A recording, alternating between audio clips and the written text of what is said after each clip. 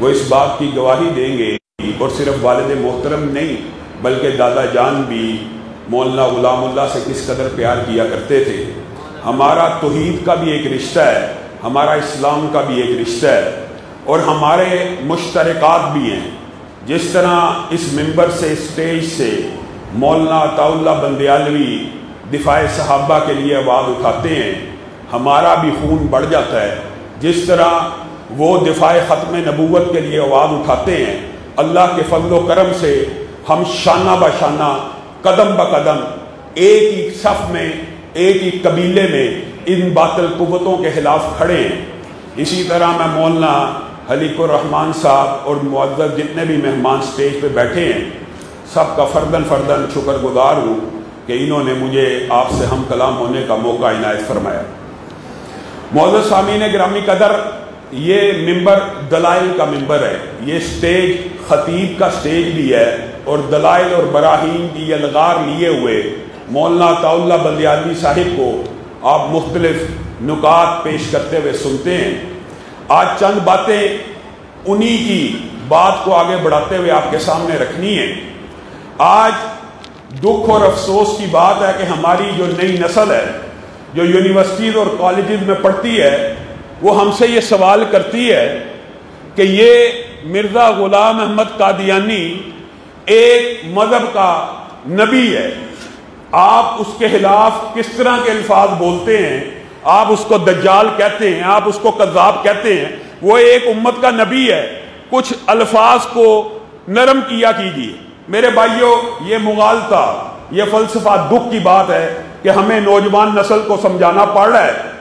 اللہ رب العزت نے ابھی قرآن پاک کی ابتدا ہی کے اندر متقیوں کی ایک صفت بیان کی ہے، وَالَّذِينَ يُؤْمِنُونَ بِمَا أُنزِلَ إِلَيْكَ وَمَا أُنزِلَ مِن قَبْلِكَ۔ کتنے افسوس کی بات ہے، آج ہمیں یہ دلائل نوجوان نسل کے سامنے رکھنے پڑ رہے ہیں۔ قرآن کی ابتدا ہی میں، سورۃ بقرہ کے شروع ہی میں اللہ نے متقیوں کی ایک صفت بیان کی ہے، سب نے یاد رکھنی ہے۔ وہ صفت کیا ہے؟ وَالَّذِينَ يُؤْمِنُونَ بِمَا أُنزِلَ إِلَيْكَ، وہ ایمان لے کے آئے اس وحی کے اوپر جو پیارے نبی صلی اللہ علیہ وسلم آپ کے اوپر نازل ہوئی، اور ساتھ اس وحی کے اوپر ایمان لے کے آئے جو آپ سے پہلے نازل ہوئی۔ اب ایمانداری سے بتائیے، قرآن پاک کے اندر اور احادیث کے اندر ہمیشہ قبلک کا ذکر تو موجود ہے، بعدک کا ذکر موجود ہے؟ کسی حدیث کے اندر، قرآن کی کسی آیت کے اندر یہاں پہ بھی اللہ کہہ رہا ہے کہ جو آپ کے اوپر نازل ہونے والی وحی کے اوپر ایمان لے کے متقیوں کی صفت ہے، اور جو ایمان لے کے آئے وہ وحی کے اوپر جو آپ سے پہلے نازل ہوئی، اور ساتھ ہی متصل کیا بات کہی، وَبِالْآخِرَةِ هُمْ يُوقِنُونَ، اور اس کے بعد آخرت کے اوپر۔ یہ آیت بذات خود اس بات کی دلیل ہے کہ نبی کے بعد وحی کی کوئی گنجائش موجود نہیں ہے۔ نبی سے پہلے تو وحی آئی ہے، اس کے اوپر آپ کا اور میرا ایمان ہونا چاہیے، لیکن نبی کے بعد کوئی وحی۔ مجھے ایک بات بتلائیے، قرآن پاک کا پورا اسلوب، طالب علم بھی بیٹھے ہیں، آپ پورے قرآن پاک کا مطالعہ کیجئے، جہاں جہاں بھی نبی کے بعد نبی کے آنے کی گنجائش موجود ہے، ذکر ہوا، نوح کی ذریت میں سے ذکر ہوا، ابراہیم کی ذریت میں سے ذکر ہوا، قرآن پاک میں دعا آئی، ابراہیم دعا کر رہے ہیں کہ میری اولاد میں سے ایک ایسا نبی بھیج جو ان کو آیتیں پڑھ پڑھ کے سنائے۔ اسی طرح وَمُبَشِّرًا بِرَسُولٍ يَأْتِي مِن بَعْدِ اسْمُهُ احمد، حضرت عیسیٰ کے بعد بھی نبوت کی گنجائش موجود تھی، تو قرآن پاک میں آ گیا کہ ایک نبی آئے گا جس کا نام احمد ہوگا۔ کیا نبی کریم صلی اللہ علیہ وسلم کے آ جانے کے بعد کسی حدیث میں، کسی قرآن پاک کی آیت میں یہ ذکر موجود ہے کہ نبوت میرے بعد بھی آئے گی، ایک نبی آئے گا، وحی کا کوئی سلسلہ جاری رہے گا؟ حتیٰ کہ علماء بیٹھے ہیں، یہ بات آپ کو مزید کھول کے بیان کریں گے۔ نبوت تو بڑی دور کی بات ہے، نبوت کا 46واں حصہ، ایک جز بھی رسول اللہ مجھے اور آپ کو بتا کے گئے ہیں کہ نبوت تو بڑی دور کی بات ہے، نبوت کا ایک جز 46واں حصہ صرف باقی رہے گا قیامت تک، اور وہ حصہ کیا ہے؟ سچے خواب۔ اگر نبی آنا ہوتا، اگر اتنا عظیم منصب باقی ہوتا تو رسول اللہ صلی اللہ علیہ وسلم مجھے اور آپ کو بتلا کے نہ جاتے۔ پھر قرآن پاک کے اسلوب کو آپ دیکھیے، قرآن پاک میں جب بھی نبی آیا، ذکر آیا اپنی قوم کی طرف، اپنے قریہ کی طرف، اپنی زبان کی طرف، ان سب کا ذکر آیا، لیکن جب آمینہ کے لال کی باری آئی تو یہ اعلان ہوا آپ گوروں کے بڑے بن کے نہیں آئے، آپ کالوں کے بڑے بن کے نہیں آئے، آپ سرخوں کے بڑے بن کے نہیں آئے، آپ سفیدوں کے بڑے بن کے نہیں آئے، بلکہ آج وہ آیا ہے جو سارے زمانوں کا امام بن کے آیا ہے اور سارے جہانوں کا امام بن کے آیا ہے۔ قُلْ يَا أَيُّهَا النَّاسُ إِنِّي رَسُولُ اللَّهِ إِلَيْكُمْ جَمِيعًا، پوری انسانیت کے لیے اب اگر کوئی نبی ہے تو وہ نبی کریم صلی اللہ علیہ وسلم ہے۔ الْيَوْمَ أَكْمَلْتُ لَكُمْ دِينَكُمْ وَأَتْمَمْتُ عَلَيْكُمْ نِعْمَتِي۔ یہ آیت کس کے لیے ہے؟ یہ آیت کے اوپر جھوٹی نبوتوں کے جو مدعی ہیں یا ان کے پیروکار ہیں غور نہیں کرتے۔ الْيَوْمَ أَكْمَلْتُ، دین مکمل ہو گیا۔ ایک گلاس بھرا ہو پانی کا، اس کے اندر ایک قطرہ بھی اور ڈالو گے پانی کا گلاس چھلک جائے گا۔ دین کے اندر تم کہتے ہو پورے نبی کی گنجائش موجود ہے، معاذ اللہ۔ اللہ کہہ رہے ہیں الْيَوْمَ أَكْمَلْتُ لَكُمْ دِينَكُمْ، تمہارا پورے کا پورا دین مکمل ہو گیا۔ میرے بھائیو، شرح صدر کے ساتھ آپ کا اور میرا یہ عقیدہ ہونا چاہیے، اور مولانا عطا اللہ بندیالوی آپ کو رب کی توحید کی طرف دعوت دیتے رہتے ہیں۔ ہمارا یہ عقیدہ ہونا چاہیے جس طرح رب کی ذات اور رب کی صفات لا شریک ہیں، اسی طرح نبی کی نبوت بھی لا شریک ہے۔ نبی کی نبوت میں بھی کوئی شریک نہیں ہو سکتا۔ ما کان محمد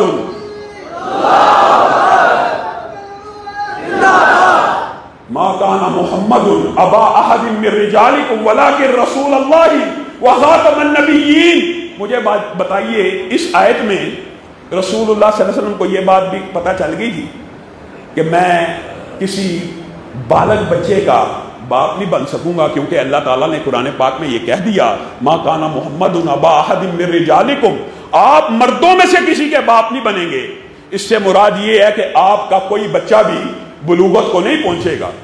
اب رسول اللہ صلی اللہ علیہ وسلم کے لیے بظاہر یہ خبر غم کی تھی، لیکن اللہ رب العزت نے جو کرم اور عنایت دینا تھا ساتھ اسی آیت میں بیان کر دیا۔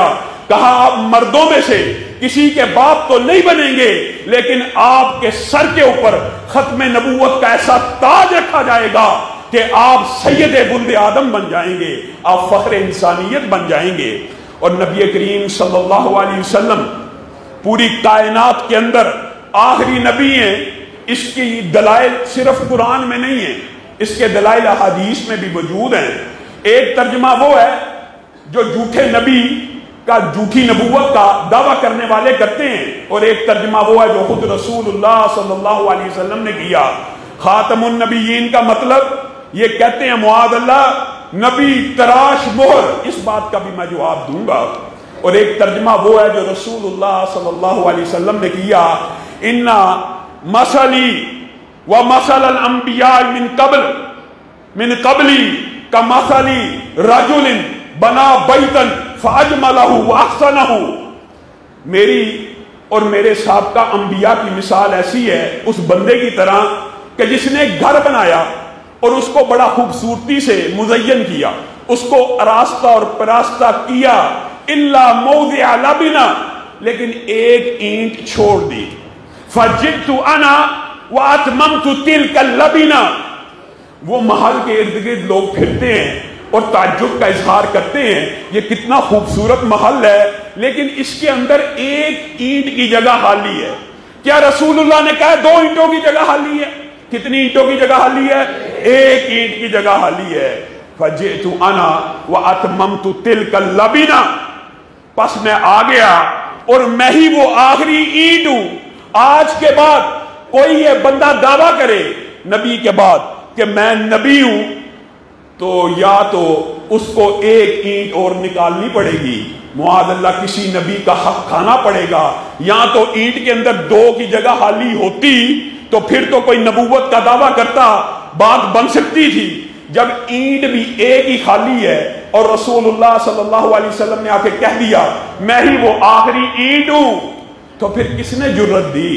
پھر کس نے ان لوگوں کو یہ اختیار دیا کہ یہ قرآن پاک کی من گھڑت تشریحات کرتے ہوئے؟ اور حیران کن بات یہ ہے، حیران کن کہ جہاں پر نبوت کا ہلکا سا بھی اشکال بھی باقی تھا وہاں پہ بھی رسول اللہ صلی اللہ علیہ وسلم نے دور کر دیا. حضرت علی کے بارے میں آپ نے ایک روایت سنی ہوگی اور بڑی معروف روایت ہے، اور ہمارے ہاں ایک مکتبہ فکر اس روایت سے یہ استدلال کرتا ہے کہ یہاں پہ رسول اللہ صلی اللہ علیہ وسلم نے خلافت بھی دی تھی. اما ترضا ان تکون منی بمنزلۃ ہارون من موسیٰ.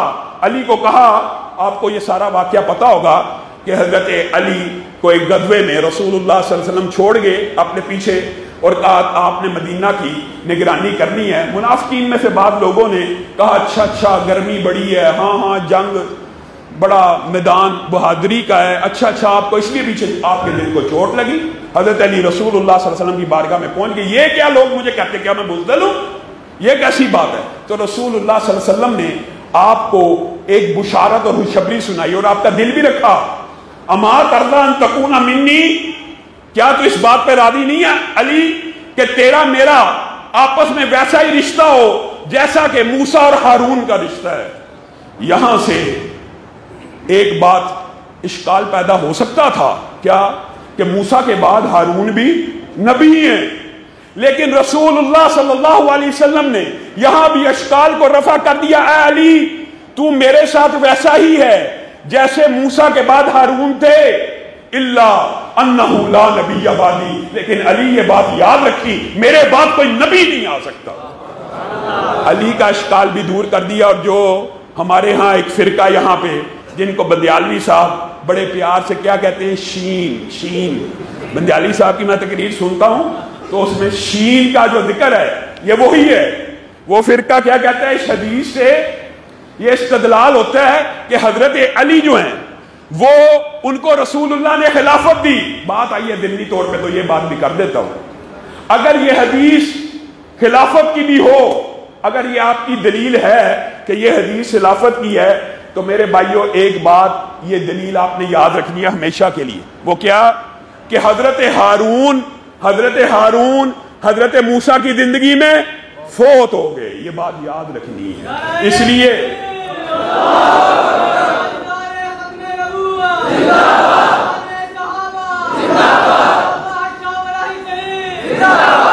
اگر حضرت موسیٰ کے دور میں ہی حضرت ہارون فوت ہو گیا تو یہ خلافت کی دلیل کیسے ہو سکتی ہے؟ خیر یہ تو ایک لمبی چوڑی بات ہے اور مولانا اس حوالے سے اکثر آپ لوگوں کو محظوظ کرتے رہتے ہیں.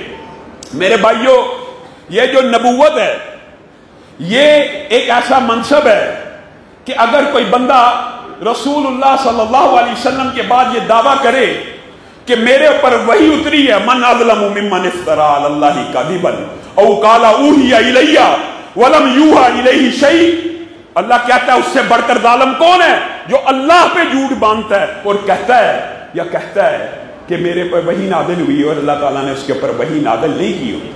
اب وہ جو ہمارے بھائی کالج اور یونیورسٹیوں کے کہتے ہیں کہ آپ ان کے ساتھ اتنا سخت رویہ کیوں اپناتے ہیں، آپ کی بات میں نرمی کیوں نہیں ہوتی؟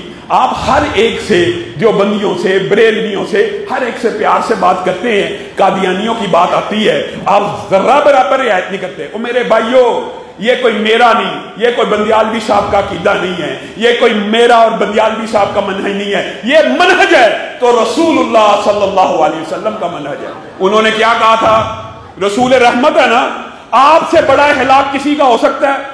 رسول اللہ سے بڑا ہلاک کسی کا نہیں. آپ کا بھی عقیدہ میرا بھی عقیدہ ہے. رسول اللہ نے کیا کہا ان کے بارے میں کہ میرے بعد جو نبوت کا دعویٰ کرے گا وہ دجال تو ہو سکتا ہے، کذاب تو ہو سکتا ہے، نبی نہیں ہو سکتا. اور آپ یہ بات جانتے ہیں کہ دجال بھی مبالغے کا صیغہ ہے، کذاب بھی مبالغے کا صیغہ ہے. گویا ان کے ساتھ نرمی نہیں ہو سکتی. اور آپ کے علم میں یہ بات بھی ہونی چاہیے کہ رسول اللہ کے دنیا سے چلے جانے کے بعد آپ نے سنا ہوگا بہت سی باتیں کہ منکرین زکوٰۃ کے خلاف اجماع ہوا فلاں، لیکن سب سے پہلے اور سب سے پہلا اجماع رسول اللہ کے بعد صحابہ کا جس بات پہ ہوا وہ مسیلمہ کذاب کی گردن کاٹنے پہ ہوا، اور یہ عقیدہ صحابہ نے آپ کو اور مجھے بتلا دیا۔ کیا عقیدہ؟ رسول اللہ کے بعد اگر کوئی نبوت کا دعویٰ کرے گا اس کو دھرتی کے اوپر زندہ رہنے کا حق نہیں دیا جا سکتا۔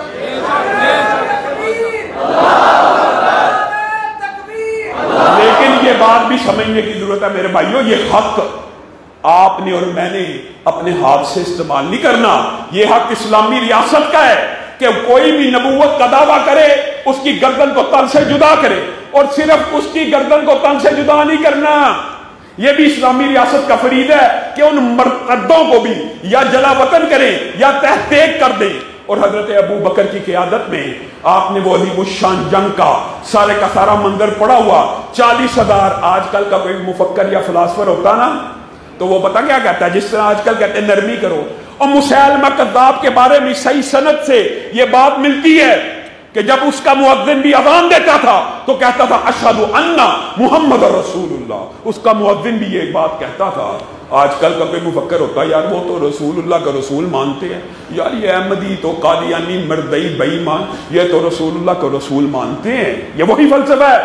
کسی ایک صحابی نے کہا کہ وہ اذان میں رسول اللہ کو محمد الرسول اللہ مانتے ہیں، ان کی نبوت کو تسلیم کرتے ہیں، ان کے ساتھ نرمی کرو، نہیں، سب نے تلواروں کو اٹھایا، 40,000 کے لشکر کے ساتھ جا کے ٹکرائے، 28,000 مرتدوں کو واصل جہنم کیا۔ یہ وہ جنگ ہے، پوری زندگی میں رسول اللہ کی پوری زندگی میں اتنے صحابہ شہید نہیں ہوئے جتنے اس اکیلی جنگ میں ختم نبوت کے دفاع کے لیے اور رسول اللہ کی حرمت کے لیے جو جنگ لڑی گئی اس میں 1200 سے زائد صحابہ شہید ہو گئے۔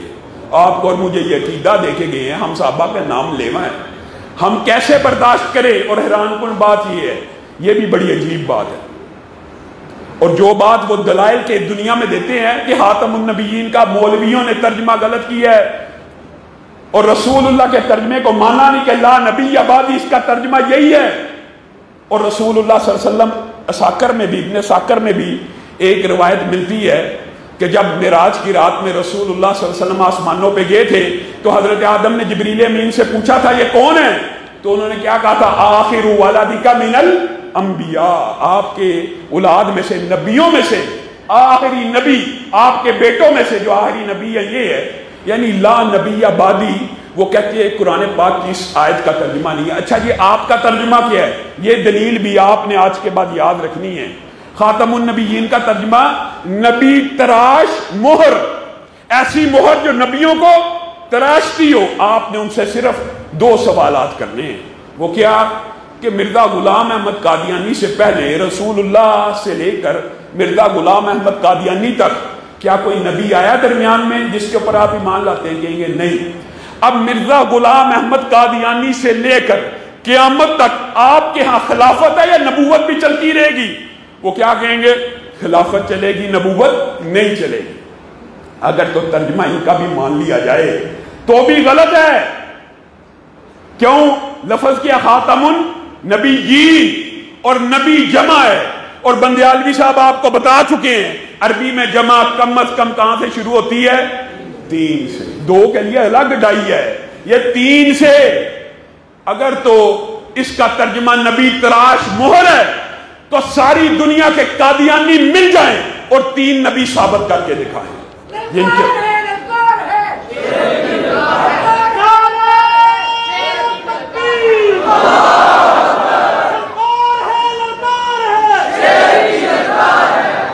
میرے بھائیو یہ کیسا عقیدہ ہے؟ اور حیران کن بات یہ ہے، ہمارا یہ خطہ اس لحاظ سے ہم بڑے مظلوم ہیں، اس خطے میں مرزا غلام احمد قادیانی جیسے کو بھی امتی مل گئے، معاذ اللہ۔ اور افسوس اور دکھ کی بات ہے نا، جو خود لکھتا ہے کہ میں نے گوروں کی خدمت کے لیے، برطانیہ کی حکومت کے لیے اتنی خدمات پیش کی۔ علامہ شہید کی کتاب قادیانیت کے اندر بھی یہ حوالے موجود ہیں، اور اس میں سے ایک خلاصہ اور اختصار میں نے بھی پیش کیا، اس کے اندر بھی یہ حوالے موجود ہیں۔ کہتا ہے میں نے جہاد کے انکار کے اوپر اور گوروں کی خدمات کے اوپر اتنی کتابیں لکھی کہ پوری الماریاں بھر جائیں۔ یہ اس کے لیے باعث فخر بات ہے۔ اور حیران کن بات یہ ہے کہ ایک بات یاد رکھیے، جس نے بھی اس سے پہلے نبوت کا دعویٰ کیا یا اس کے بعد کیا نا، وہ ایول جینیس ہوتا ہے، یعنی وہ ذہین ضرور ہوتا ہے، چاہے شیطانی ذہانت ہو، جس کو ہم کہتے ہیں ایول جینیس. اور یہ بندہ ایسا غبی ہے، ایسا احمق ہے کہ انتہائی احمق اور انتہائی نالائق ہونے کے باوجود پیسوں کی فراوانی کی وجہ سے، انگریز کی پشت پناہی کی وجہ سے اس کو امتی میسر آگے، حتیٰ کہ ایسے ایسے ذہین نبوت کا دعویٰ کرنے والے گزرے ہیں. بات آئی ہے ضمنی طور پہ تو میں آپ کو بتائے دیتا ہوں کہ ایک بندہ ایسا گزرا، اس نے اپنا نام لا رکھ لیا، لا. اور جب اس کا نام مشہور ہو گیا نا، اس نے کہا یہ جو حدیث ہے نا، اس میں راوی کو غلطی لگی ہے، لا نبی آبادی نہیں ہے بلکہ کیا ہے، لا نبی البادی ہے.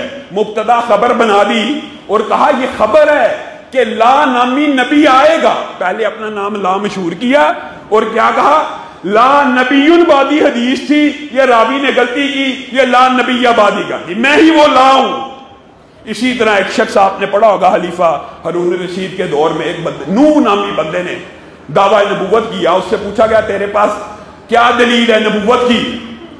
تو علماء نے اس وقت ایک فتویٰ دیا تھا، سبحان اللہ، قربان جائیں، کہ جھوٹے نبی سے کوئی اگر دلیل بھی مانگے گا تو وہ بھی مرتد ہو جائے گا.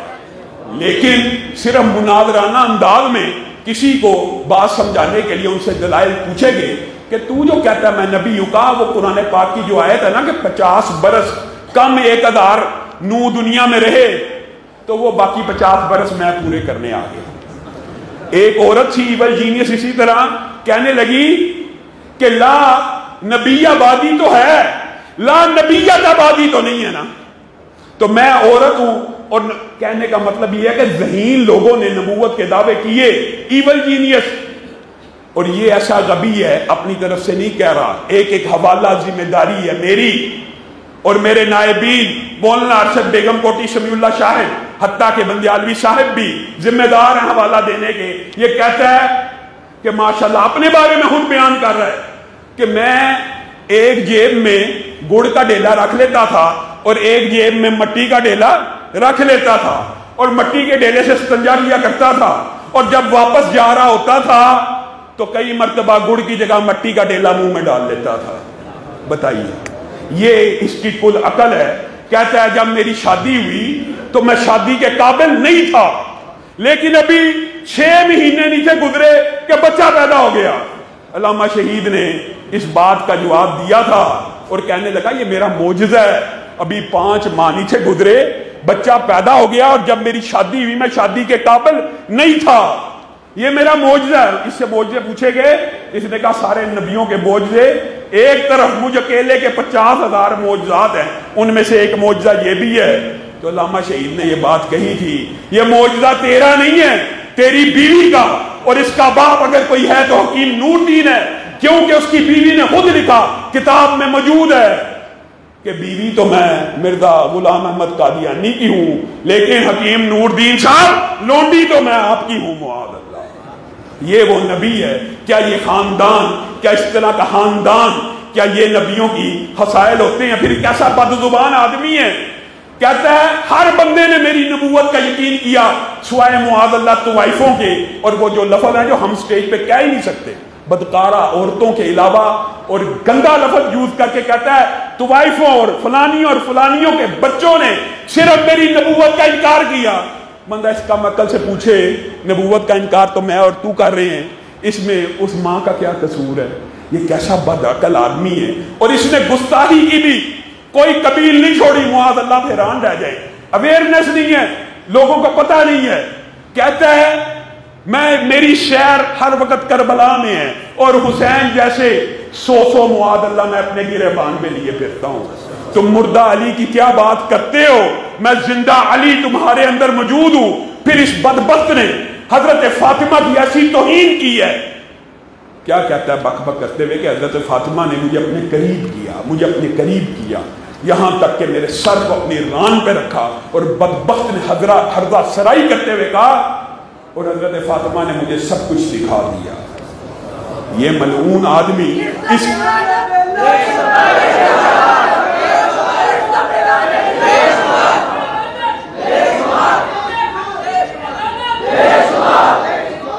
کبھی عجیب و غریب دعوے ذلی، بروزی، تشریح، غیر تشریح، اور اس کے ماننے والے بھی کسی سے کم نہیں ہے. کوئی رحم کے اور کوئی مداحنت کے جذبات آپ کے اور میرے درمیان دلوں کے اندر یہ سیکولر لوگوں کے پراپوگنڈے سے نہیں آنے چاہیے. کیا کہتے ہیں؟ معاذ اللہ، محمد پھر اتر آئے ہیں ہم میں، معاذ اللہ، اور پہلے سے بڑھ گئے ہیں اپنی شام میں. محمد دیکھنے ہو جس میں اکبر، غلام احمد لانتی کو دیکھ لے قادیاں میں. یہ بات ہے کرنے والی. تم کہتے ہو اس سے نرمی رکھی جائے.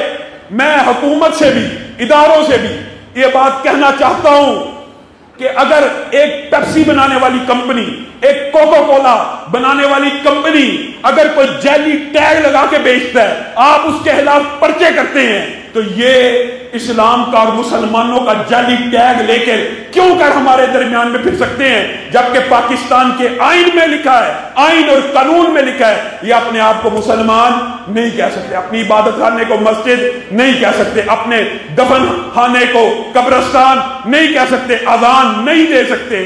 جب یہ پاکستان کے قانون اور آئین کو نہیں مانتے، آپ کو ان کے ساتھ کیا مفادات ہیں؟ کبھی عبدالشکور قادیانی، کبھی آسیہ ملونہ کی رہائی، کبھی کیا عاطف قادیانی کی تقرری. یہ کیا تماشا ہے جی؟ ان کو اقلیتوں کے حقوق دے دیے جائیں، اقلیتوں کے حقوق دے دیے جائیں. اقلیت کا حق قادیانیوں کو صرف ایک صورت میں مل سکتا ہے، جب سارے قادیانی رہنما جمع ہو جائیں اور اس بات کا اعلان کریں اور اقرار کریں ہمارا اسلام سے کوئی تعلق نہیں. پھر اہل سنت کے علماء اس بارے میں غور کریں گے کہ ان کو اقلیت ماننا کہ نہیں ماننا.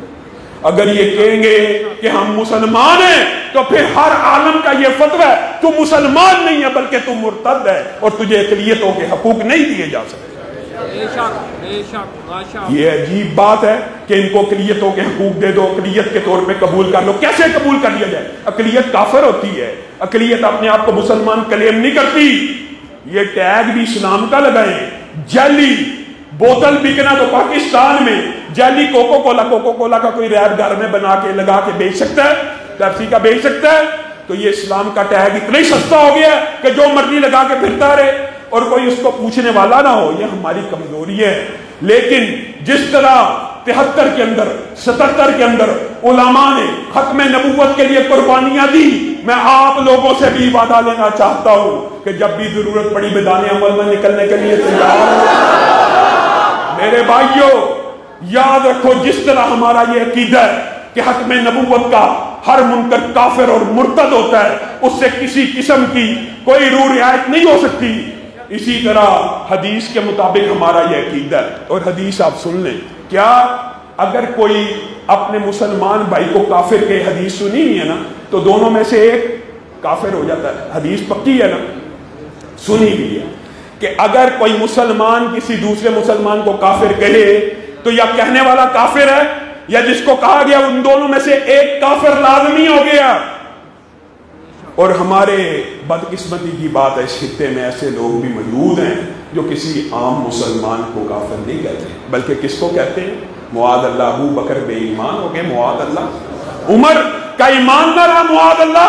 یعنی جن کے لیے اللہ نے آسمان سے وحیاں نازل کی، وَكُلًّا وَعَدَ اللَّهُ الْحُسْنَى، کہ نبی کو جس نے حالت ایمان میں دیکھ لیا اللہ نے اس آنکھ کے اوپر جہنم کی آگ کو حرام کر دیا. بتائیے آپ ایمانداری سے ایک بات بتلائیے، جنتیوں کے لیے حدیث میں آتا ہے نا کہ جنتی جب جنت میں چلے جائیں گے، تمام جنتی جب جنت میں چلے جائیں گے اللہ تعالیٰ نعمتیں دیتا رہے گا.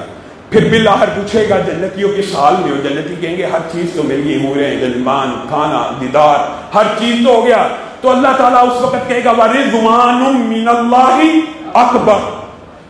ایک چیز باقی ہے، ایک نعمت باقی ہے، اور وہ نعمت کیا ہے؟ میں تم سے راضی ہو گیا. جس طرح تمہارے باپ آدم کو ناراض ہو کے کبھی جنت سے نکالا تھا، آدم کے کسی بیٹے کو جنت سے نہیں نکالوں گا. یہ حدیث سب نے سنی ہوئی ہے. ہر جنتی کو جو اعزاز جنت میں ایک عرصہ گزارنے کے بعد ملنے، لوگوں ذرا غور کرو، وہ اعزاز نبی کے صحابہ کو اس زمین پہ چلتے ہوئے اللہ نے عطا کر دیا. رضی اللہ عنہم ورضوا عنہ.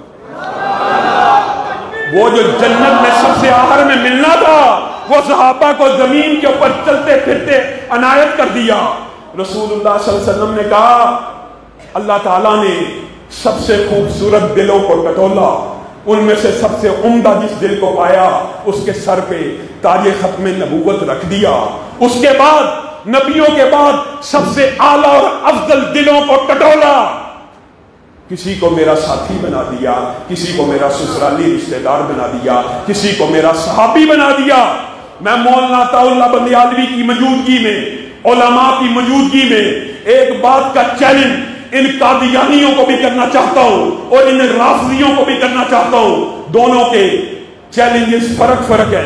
قادیانیوں کو چیلنج یہ ہے، کوئی ایک قادیانی جب تک میں زندہ ہوں، ان کا کوئی مربی، ان کا کوئی خلیفہ، تعالوا ندعو ابنانا وابناکم ونسانا ونساکم وانفسنا وانفسکم ثم نبتہل فنجعل لعنت اللہ علی الکاذبین۔ آؤ میں تمہیں مباہلے کا چیلنج دیتا ہوں، کوئی ایک قادیانی اگر یہ کہتا ہے غلام احمد قادیانی سچا نبی تھا، میں یہ کہتا ہوں وہ جھوٹا تھا، بے ایمان تھا، کذاب تھا، دروغگو تھا، وہ خائن تھا، وہ بد کردار تھا، کسی قادیانی میں جرأت ہے تو آ کے مباہلہ کرے۔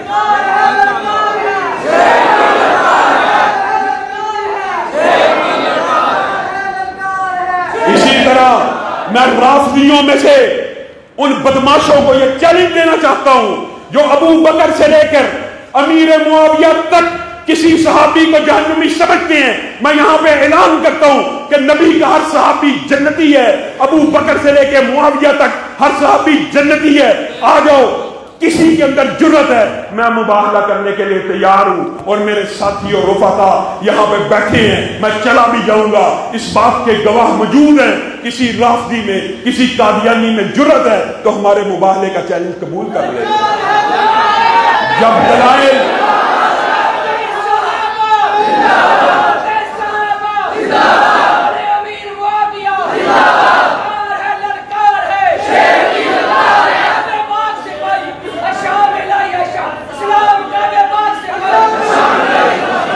مجھے ایک بات بتلائیے، کیا ابو بکر کی صدیق کی صداقت کی جنگ لڑنے کے لیے تیار ہیں؟ عمر فاروق کی عدالت کی جنگ لڑنے کے لیے تیار ہیں؟ ذوالنورین کی صحابت کی جنگ لڑنے کے لیے تیار ہیں؟ علی کی شجاعت کی جنگ لڑنے کے لیے تیار ہیں؟